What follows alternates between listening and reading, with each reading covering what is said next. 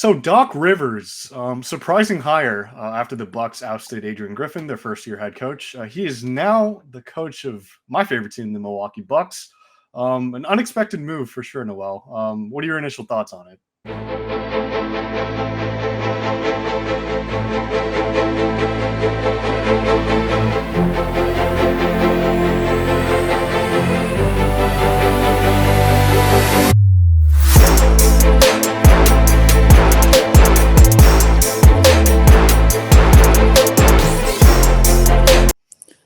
I mean, the gift just keeps on giving when it comes to Doc Rivers. Time after time, he continues to get more and more chances.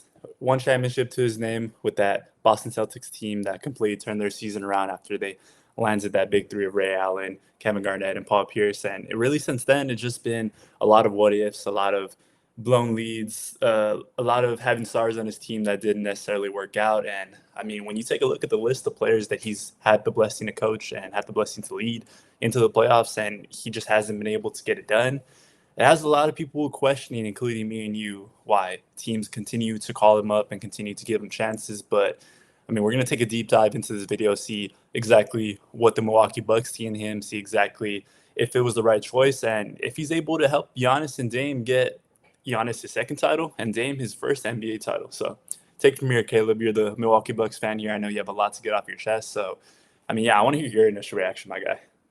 My initial reaction, not pleased, I will say, to say the least. Not that I think that Adrian Griffin was doing a great job. Obviously, an assistant coach under Nick Nurse in the Toronto system, first-year head coach.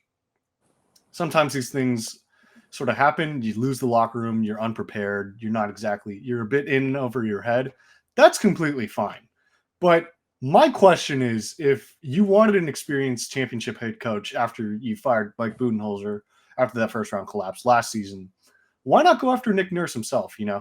I heard reports that Giannis didn't necessarily want Nick Nurse as his head coach.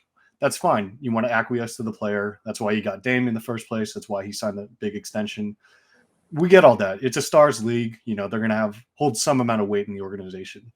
But for the answer to be Doc Rivers, of all people, after the track record he's shown you since 2008, he's only made it out of the second round one time in that, and that was in 2012. So we're talking about 16 seasons removed from the last time he even made an NBA. Well, 14 seasons removed from an NBA Finals. Obviously, he made that in 2010, lost to the Lakers in that 7-game series. Kobe's final ring. Great series that was, but 16 years removed from his last win, and how he still manages to get jobs after consistently showing you time and time again just how he's unwilling to adjust, unable to motivate his players at any location, despite the amount of star talent he's had, boggles my mind. So when I saw that the Shams notification that Adrian Griffin was out, I'm like, a little bit of a surprise, but considering the win-loss record. But if the players didn't like him, that's fine. There were things about Dame's playing time, Giannis's playing time, and the defensive scheme going from the drop coverage that they used to play under Budenholzer to a more point-of-attack, aggressive blitzing defense. And the players seemed to control more of that. So they made those changes themselves. But for the answer to be Doc Rivers, I can't believe it, man. I really cannot believe it. Yeah, I really hope that more reports come out later down the line and we see the story of how all this unfolded, because immediately after Adrian Griffin was let go by the Milwaukee Bucks, reports immediately came out that Doc Rivers was the favorite to replace him. And then the next day you have the TNT broadcast where Shaq and Kenny, all the rest of them, we're just talking about the impending news. And then you get that graphic where it showed that Doc Rivers was the guy that was about to get hired. And you have that weird in-between timeline where we didn't know if it was actually going to happen until finally it was announced. And we also have a Woj bomb that just dropped about a minute ago. Doc Rivers is expected to make his Milwaukee Bucks coaching debut versus none other than the defending champions in the Denver Nuggets. So he's going to have quite the challenge on his hands in his first coaching game with the Milwaukee Bucks. So that is definitely going to be something to keep an eye on. But I mean, just taking a look at the Milwaukee Bucks, like you said, Caleb, this is not the same team that won that 2021 title against the Phoenix Suns. A lot has changed since then. And I mean, I think it all started with Giannis saying that he wants to stay in the franchise as long as they're winning. And after seeing the way they went out the past 2 seasons, especially last season when he got hurt and they lost to the Miami Heat in the first rounds, I mean, he was probably just taking a look at the whole team, the whole structure, and he definitely wanted change. That led to ultimately Drew Holiday getting moved, and then you land Damian Lillard.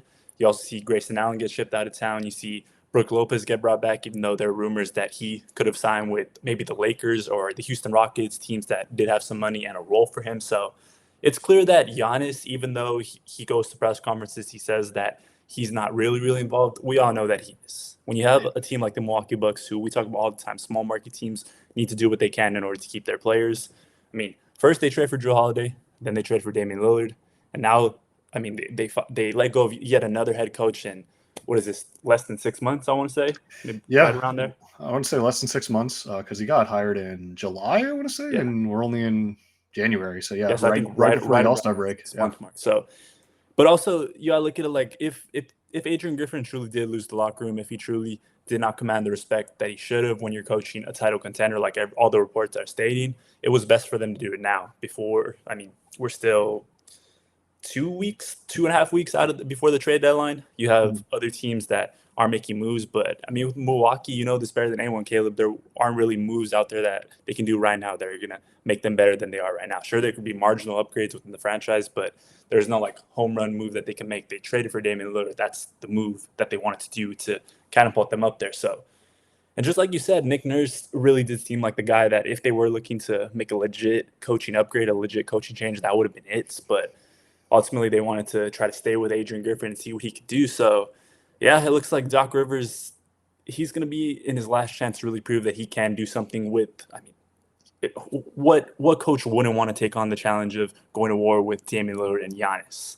It's going to be hard because he's going to have the pressure of the world staring at him every time they're in the playoffs, every time they're in a tight series, and people are going to look at him like, can you lead this team to actually do something? So I definitely think that Giannis played a role in Doc Rivers coming to town. And, you know, it's not like they just said, all right, Giannis just said, all right, like, organization, front office, go do your thing, go find me someone, I'll be cool. No, this was definitely Giannis going to the front office telling them, we are not rocking with Adrian Griffin anymore. He is not getting the job done.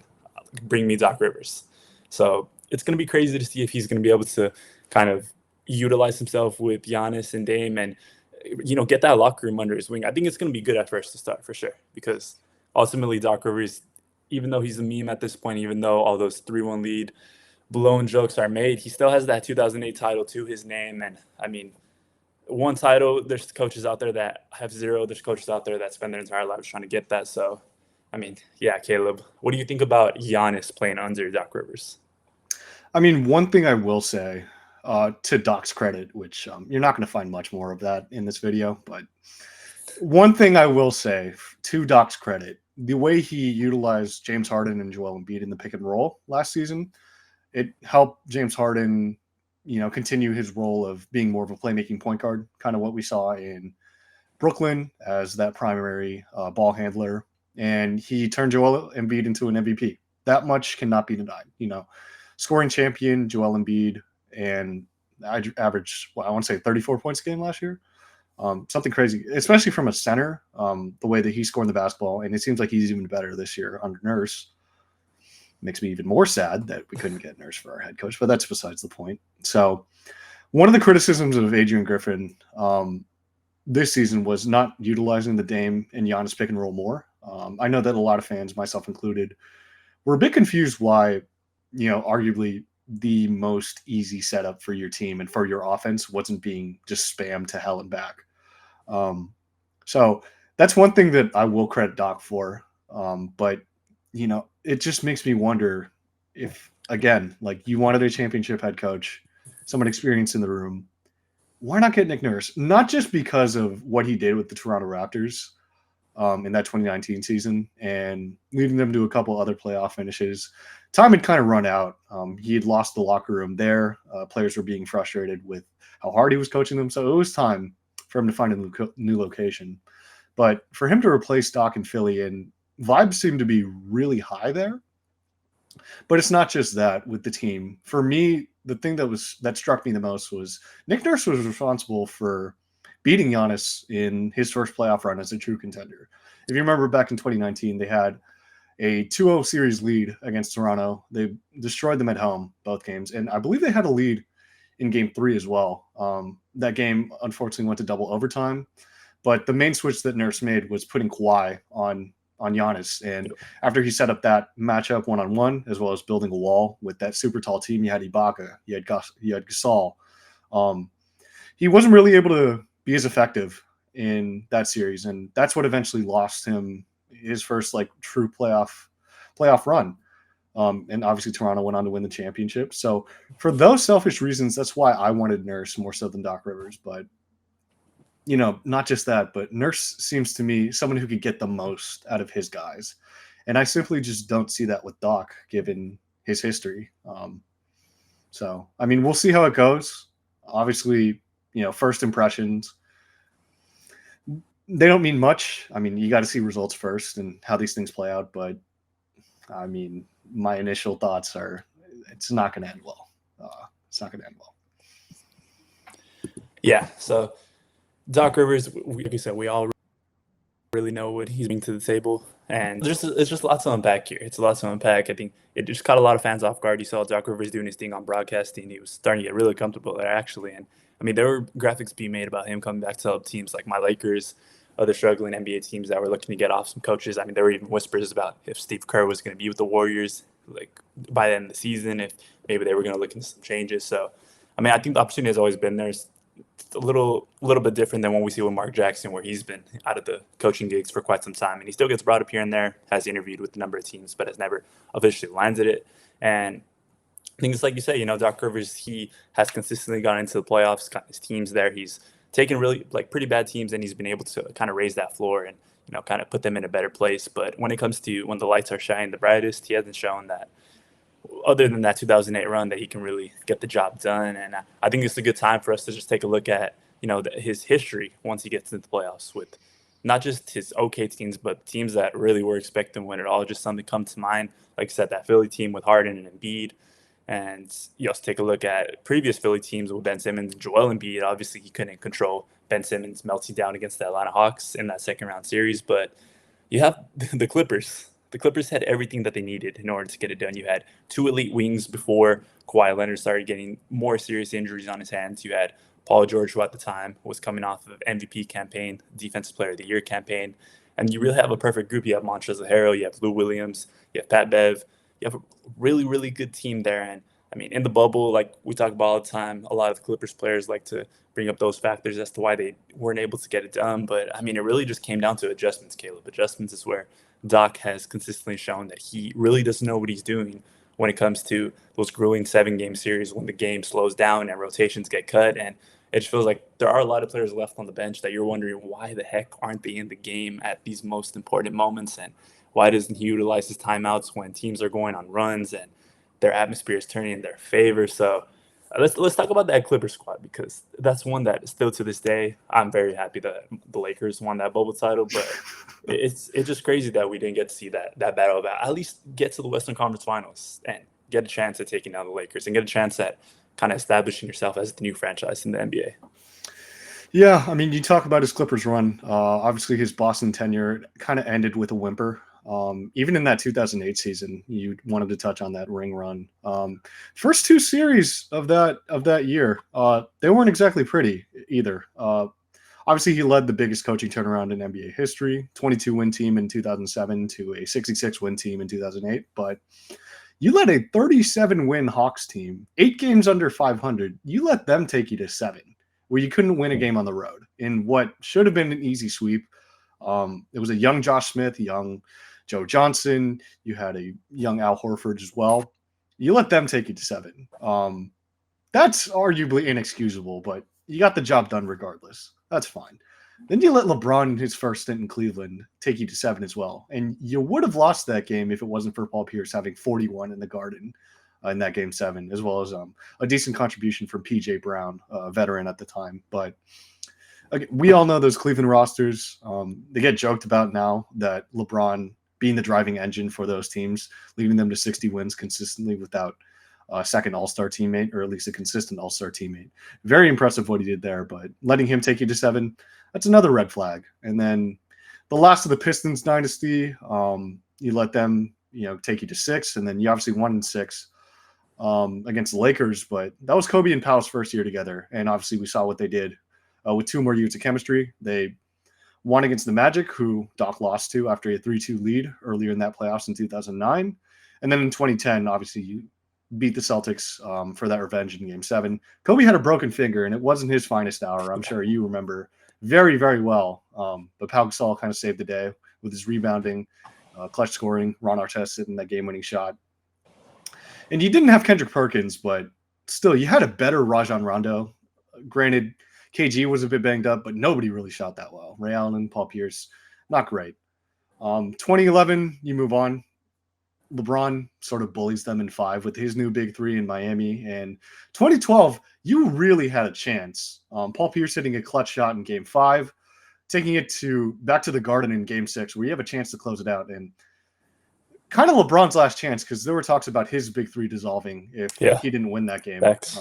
But everybody's seen the meme face from now on. Just determination, true grit, and just a tenacity that we'd never seen from LeBron before. 45 points and 15 rebounds with 5 assists.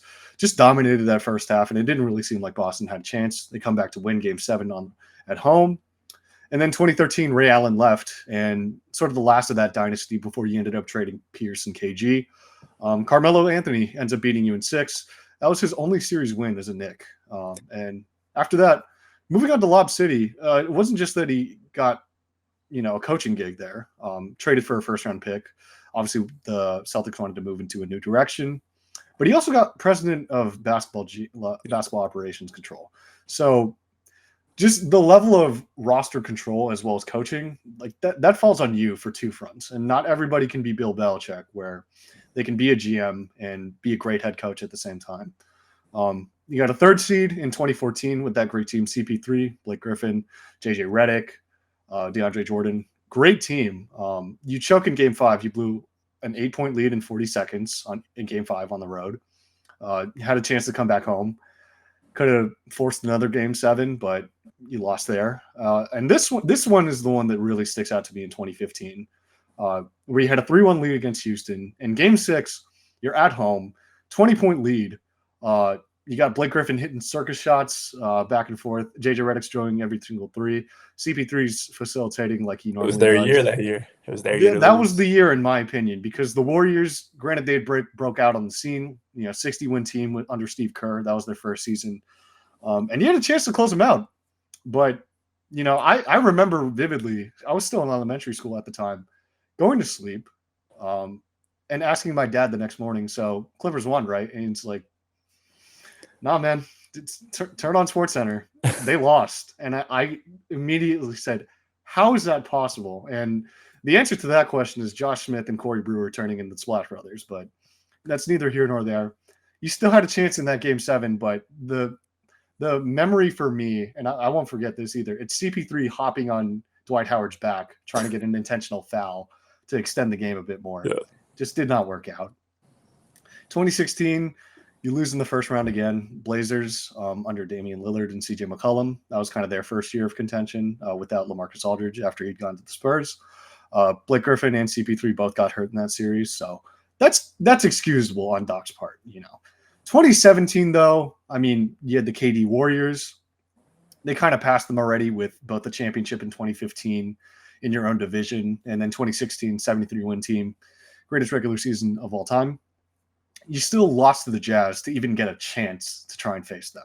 Yeah. Gordon Hayward was an all-star, but I don't know, losing a game to a buzzer beater from ISO Joe at that point in his career. Joe, baby, ISO Joe. And then losing a Game 7 on your home floor. Not great.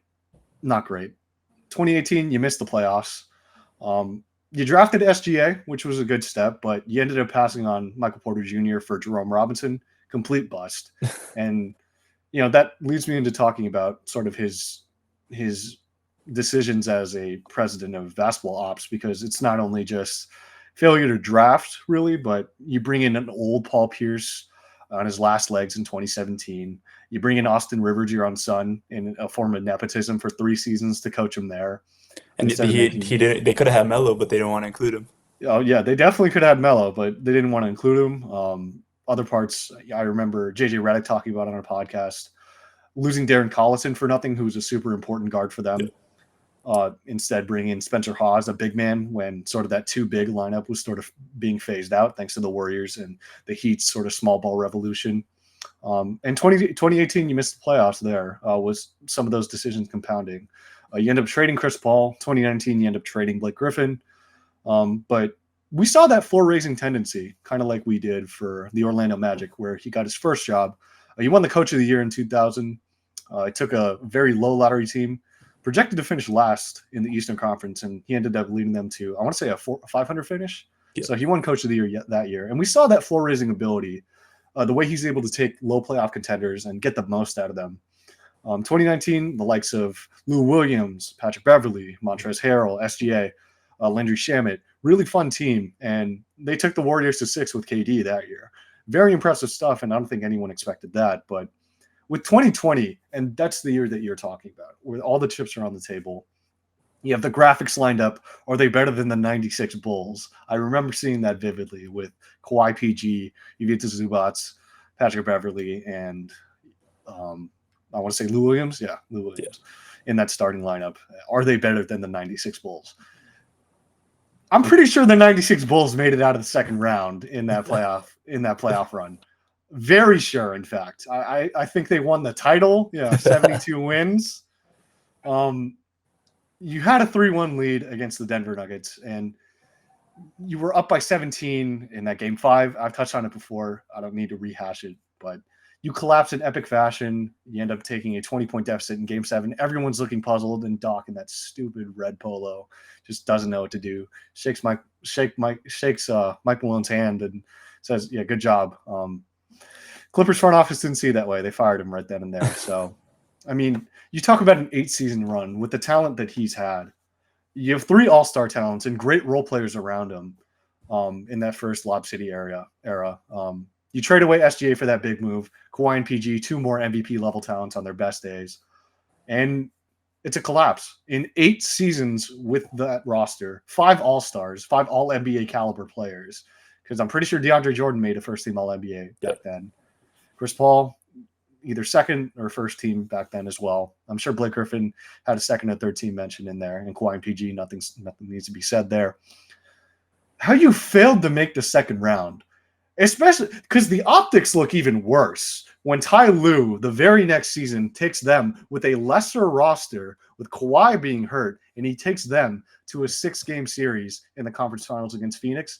When your replacement does better than you there, and you don't make it out of the second round with the amount of talent, the same amount of talent, mind you, that he had, boggles my mind why a playoff contender like Milwaukee would choose to believe him after all this time. It does not make sense to me. I mean, obviously being a Laker fan, I'm sure you were very happy about the Clippers sort of failing in this era, but talk to me about what your thoughts were on that sort of era of Clipper basketball and that Battle of LA. Yeah, first off, I mean, amazing analysis from his coaching history as a whole. Obviously, there's a lot of details that you were able to hit. So great job right there, Caleb. We got to commend you for that. But I think you really put it perfectly during that 8-season stretch of the Clippers, because I mean, everything before that, say what you want about his Celtics tenure, but he got the job done. Like I said, he got that title. He cemented in Celtics history because of that. No matter how stacked that team was, no matter how the rest of the league looked at the time. But I mean, that Clippers era, like you said, so much talent, so many of the perfect role players around. The Clippers curse plays a huge role because, I mean, dude just couldn't stay healthy. But he had those seasons. He had that 2016, the 2015 year. He had that 2016 year where it just looked like the Clippers were looking like the team to beat. And then you fast forward to the PG and Kawhi era. And I mean, the fact that they had to trade for James Harden when they had all the pieces around, it really says a lot. And we made that Clippers video weeks ago. We already talked about how different that team's looking now. How Harden has been able to transcend the team as a whole. But I mean, like you say, Ty Lue just completely just outshined Doc Rivers in his first season as the coach, and he took what Doc had and he just showed, like, that we can get it done. If Kawhi doesn't get hurt, it's very likely that the Clippers have their first title in franchise history right now. So that is something very, very huge to be said. And the only thing that I can think about is he's managed so many stars during his coaching tenure. He hasn't made the best decisions, but I think that has to be the driving force as to why the Milwaukee Bucks took that hard look at him and said, you know what, we're going to give this guy a shot. And I mean, just taking a look at the rest of the Eastern Conference right now, you have the Boston Celtics, who have been playing amazing basketball. Kristaps Porzingis just got hurt. Very, very sad to see that because you never want to see a team like Boston be underutilized, be hit like that at this point in the season. You have the Philadelphia 76ers who look great with Joel Embiid, the MVP frontrunner right now, along with Tyrese Maxey, who is playing some of the best basketball of his career now that Harden is out of town. But I mean, they're not there yet in terms of being able to trust them. Joel Embiid himself hasn't seen the Eastern Conference Finals either, just like the Clippers didn't see the Conference Finals for so long. So, like I'm telling you, I think that the Bucks looked at the Eastern Conference. They said, it's still open. We got to do something right now. We can't waste another year of Giannis's prime. Damian Lillard is only getting older. Brook Lopez is only getting older, coming off that back surgery. Chris Middleton, there's nothing but questions surrounding his health. So, yeah, I don't know, Caleb. I think seeing the move that they made for Dame, seeing how their front court defense is nowhere near the same, seeing that their scoring chemistry among all their stars still needs some work. Yeah, I think it just shows how bad the locker room must have been for them to go after a guy like Doc Rivers. I mean, obviously the coaching market isn't as good as it has been in recent years, and a lot of the top guys were taken over the offseason, but I know you had a couple other names on your list that you think that the Bucks could have went after instead of going to Doc Rivers as their default. So maybe you could touch a little bit on that before we get up out of here. Yeah, a couple of them, it's Dave Yeager, for one, who is actually on Doc's staff now, former coach of the Kings and the Grizzlies. I thought he did a decent job there. He was an assistant under him in Philly as well. And he's shown, experience enough where he could take a playoff team there. Kenny Atkinson, another guy. He's currently in Golden State as an assistant under Steve Kerr. Coached that very fun Brooklyn team back in 19. Turned D'Angelo Russell into an all-star. Jared Allen sort of developed his talent along with Karis LeVert. Just really good vibes there, and they had Jared Dudley as that veteran. I know it didn't necessarily end well against the 76ers, but if you wanted a guy who's coached a playoff team before, I feel like he could have gone after Kenny Atkinson. And Terry Stotts as another guy, former coach of Damian Lillard, obviously the rapport there. Now, under Adrian Griffin, there was a spat during training camp, last sort of game of the preseason, I believe, where Griffin felt sort of disrespected by Stotts wanting to talk to the team. He wanted to make sure it was his team as the head coach, whereas Terry was just an assistant. And that sort of argument and dispute led Terry to end up leaving the team. But now that Griffin's not there, why not go after Terry? Just because, especially with Doc's recent tenure in Philadelphia, and I guess we'll close on that. Back in 2021, sure, you can blame, a hot streak from Atlanta. Trae Young was playing lights out basketball that season. Probably the best we've seen John Collins as well. Clint Capella was moving super well. And you had, decent contributions from Lou Williams and Danilo Gallinari. Very fun team. And, they took out the Knicks in pretty easy fashion, but let's not get it twisted here. Joel Embiid, Ben Simmons, Tobias Harris, and a young Tyrese Maxey, that is a better team than the Atlanta Hawks on paper. No two ways about it. You should have beat them. You definitely should have beat them. You had to come back to Atlanta for a Game 6 to win, even because you failed to win a Game 5 at home when Ben Simmons was missing all those free throws. And with a chance to close it out on your own home floor after you forced that Game 7, you lose. You lose by 10, where Ben Simmons scared to pass the ball. You want to blame him, that's fine. But in 2022, you end up trading him out because he wants to hold out for the season. And one thing I will discredit Doc for as well, he never seems to take the blame for any of it. Media asked him questions where he said he was asked if Ben Simmons was the future point guard of this team. And instead of defending his player wholeheartedly in the heat of the moment, he said, I don't know the answer to that question. Now, if you're a player and you hear that, you hear your name being thrown under the bus after going through an injury-riddled season, after going through a lot of mental struggles. I mean, that's been well documented with Ben Simmons by now. That certainly can't help your confidence in yourself if your coach doesn't even preach the same for you. But in 2022, you made the move. It looks like a steal at the time. You get James Harden for, Seth Curry, Ben Simmons, and just a few first-round picks. Yeah. First round looks great. You end up rolling through that series against the Raptors, I want to say, in 2022. But in 2023, or in the second round of that series, rather, James Harden takes only 2 shots in the second half of a clinching game and finishes with single digits, with Tyrese Maxey screaming at him to shoot the ball, a very young player telling your star to shoot the ball. And if it's the 21-year-old young superstar telling you to do that for your star player, instead of you as the head coach to motivate your own team. And that's not to get into even the specifics of Joel Embiid not necessarily showing up for that series either. That's another problem for me. There's a clip going around where Doc Rivers is simply just saying, come on, guys. Like, what do you want me to do with that? There's no strategy, no telling me what to do on offense or defense, but it's just simply, come on, guys. That's not going to motivate me to get up in the morning as a player. And as a fan, it certainly won't motivate me from an outside perspective. But, 2022, that season ends in 6. But you can blame it on Harden not having a full season there, only getting there at the trade deadline. Okay. You can have all the excuses you want up until this point. But 2023, with a full season under your belt, with James Harden in tow, Joel Embiid winning the MVP award, Tyrese Maxey taking on a bigger on-ball creation role and looking great.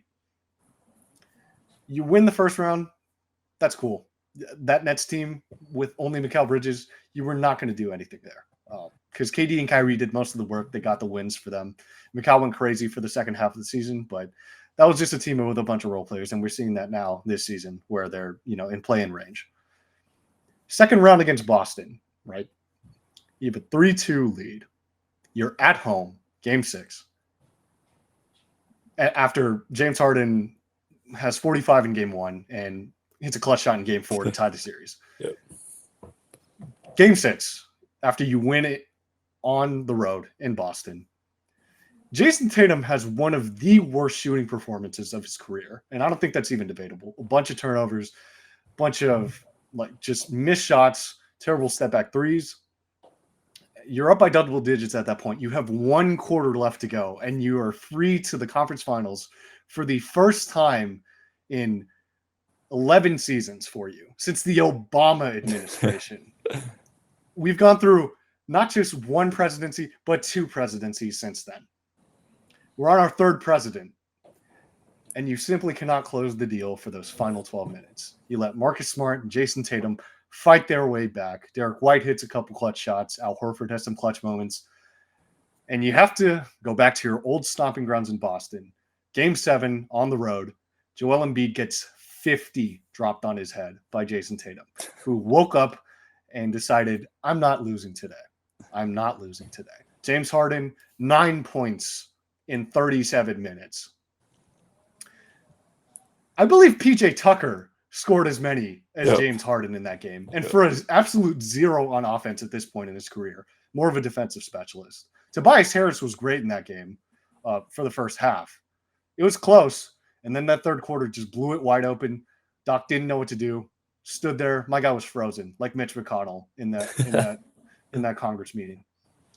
How, after 16 years removed from that championship, once again, in the first term of Obama's administration, how a team like Milwaukee could say, this guy is the answer after everything that he's shown you for the past 15 plus years.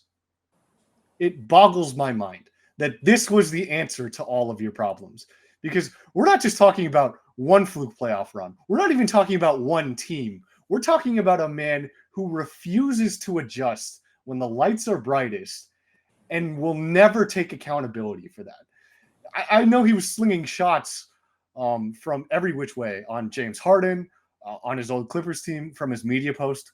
You're not from that comfy perch on top of that ivory tower anymore, Doc. You're back in the mix.